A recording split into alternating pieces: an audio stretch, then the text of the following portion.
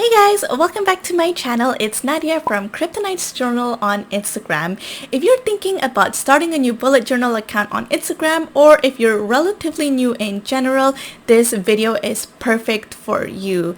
Now, these are the things that I really wish I knew when I started my bullet journal account, so watch the whole video to know how you can also start a successful bullet journal account in 2020. So the first thing that I wish I knew when it comes to starting a bullet journal on Instagram is to focus on your mindset. Just start. Done is better than perfect. At first, I was really nervous about sharing my bullet journal, especially because I've never really shared any of my art pieces online before and I was a complete beginner. I felt like I had no idea what I was doing, but I was really happy that I took the leap of faith and just started anyways. Since starting my Instagram account, I've met a lot of new friends. I became a lot more passionate about bullet journaling, and on top of that, the best part was that I gained more confidence in my own skills and my own uniqueness. Another thing that I want to talk about when it comes to your mindset is to focus on your own progress and not perfection, and not comparing yourself to other people in the community. So with social media, it can be really easy to fall into the trap of comparing yourself to other people, especially when somebody is getting more likes or more followers. Sometimes these metrics can really get the best of our minds, but what I really want you to focus on is just focus on your own journey and your own bullet journal and the people that you're connecting with and that you're impacting.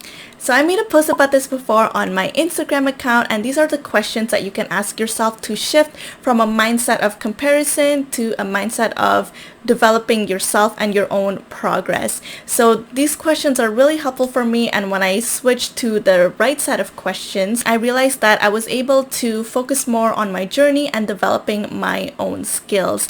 And I noticed that when I focus on the right set of questions, it made me a lot happier about my bullet journal. And on top of that, I was a lot happier with my progress. I was a lot happier with myself because I wasn't really focusing on what other people thought about my post. I was focusing on using my bullet journal the way I wanted to use it for myself and for my life.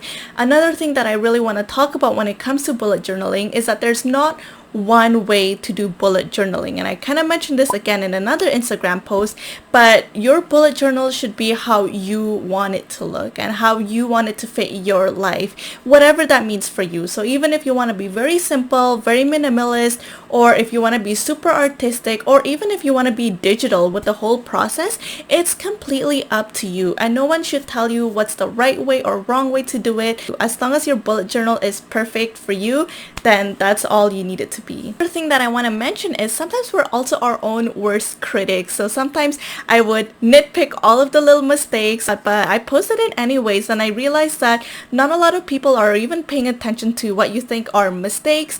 Or I even noticed that on some of the posts that I thought was horrible, some people actually saved it on their Instagram. So just know that sometimes you can be your own worst critics and just not to be too hard on yourself. Now, the second thing that I really wish I knew at the beginning of my journey was to plan and automate my posts. Guys, this saved me so much time and so much headaches. I think this is really going to be useful for a lot of you guys because I know a lot of you guys are students or just starting out your career, and I know that's a big priority in your life, but you still want to have a successful bullet journal account on Instagram. So what I like to do is I would take all of my pictures in one day, especially when you have a specifically sunny days, because sometimes we don't get that very often, especially here in Canada. But what I wanted to do is I would take all of my pictures in one day, and then I would use an app to schedule my posts and automate it to be posted throughout the week. An app that I really like to use is called Later. So Later is an automatic scheduling app that you can use. It's available on your phone and desktop, available on Android, iOS. It's also free, but it also has a paid plan if you want to have access to more detailed insights. Now, I'm not sponsored by any means by Later, but I do have a referral link down below that will give you 10 extra posts if you're interested in automating your account. Another thing I really liked about Later is that I was able to plan my captions and my hashtags all ahead of time, so it really freed up my schedule throughout the week so I can really focus on what's really important to me at that point in time. Now, the third thing I wish I knew when I started was how to edit my photos. Photo editing was something that was so foreign to me when I first started. I had no idea how to edit my photos properly. I didn't know how to find the best lighting. I didn't know how to be consistent.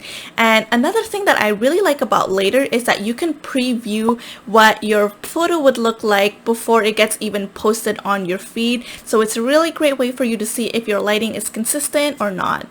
And even though having a consistent feed lighting wise isn't really the most important part about Instagram, it personally just made me feel super accomplished and super satisfied when I saw that my lighting was super consistent. Two apps that I would really want to recommend to edit your photos is Snapseed and Lightroom.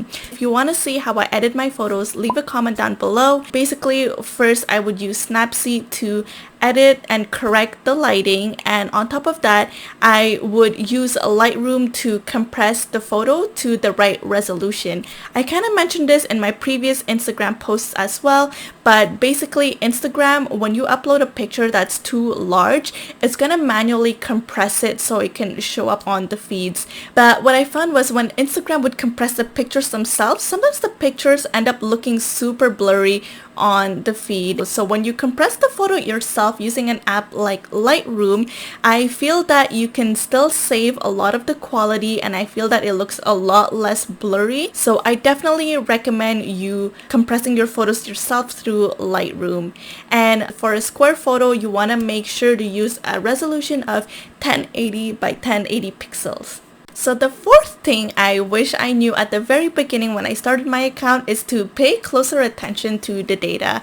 I really wish I had my account set up as a creator or business account at the very beginning, because it really allows you to have more in-depth insights, and having these insights later on actually helped me to find what was working well and what was not working well on my account.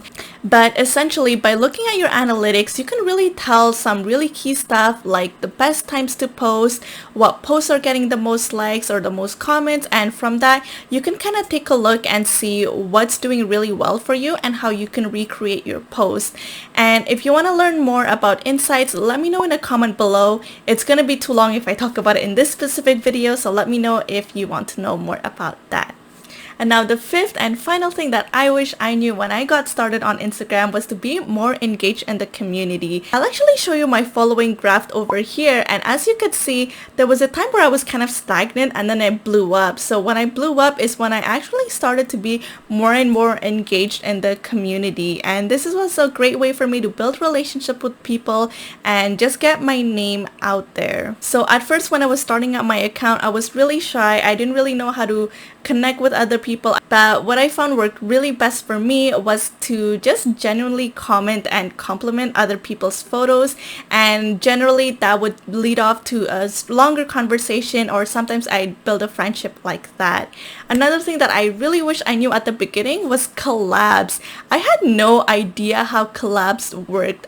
I literally thought people met up in real life and drew a page together, and since I didn't really know anyone in real life that did bullet journaling, I felt super alone. I felt like I had no one to collab with. I felt that I had no one to share my posts with. But when I learned that to do a collab, you just communicate with other people through DMs, plan an idea together, and post it around the same time, I realized how fun it was, and it made me love doing collabs. So if you're a new account and you see a page that you'd love to collab with, don't be shy to reach out and send a DM. A lot of the times they're more than happy to do that collab with you. Another thing I really want to mention when it comes to the community is tag your inspirations. If you recreated someone's page, tag them. They'll be so happy to see your post. They might even share it on their page. So I was super happy when someone recreated one of my posts for the first time. I can't tell you how good it made me feel. So if ever you got inspiration from someone, just tag them and let them know how much that post really inspired you. Another thing I want to add is if ever you're feeling really lonely or you just want that extra support, I actually started a Support Sunday series on my Instagram stories where I would do something small like vote on this poll and I'll comment on your pictures. So definitely follow me on Instagram and make sure to watch my stories so I can support you as well. I remember at the beginning I felt super lost and lonely, and so I don't want you guys to feel like that as well. So if you're a new bullet journalist or you've been wanting to get started on creating your own Instagram focus on bullet journaling but you have no idea where to start, make sure to check out the checklist that I have for you right here. So it's completely free and you can download it from the link in my description or comments here. I really created this checklist so you can set up your profile and your posts for success, and it's a great way for you to keep a little checklist to make sure that you're not forgetting anything when it comes to making a really optimized post for Instagram. Feel free to take a picture of the checklist and tag me on Instagram. I'd love to see your account and I'd love to see how far you grow with your account as well. I also have another video on how I grew my Instagram account to over 1,000 followers with a really engaged following in 2020, so make sure to check out that video if you want more tips on Instagram. If you like this video, give it a thumbs up, subscribe, and hit the notification bell so you can take your Instagram game to the next level. Bye!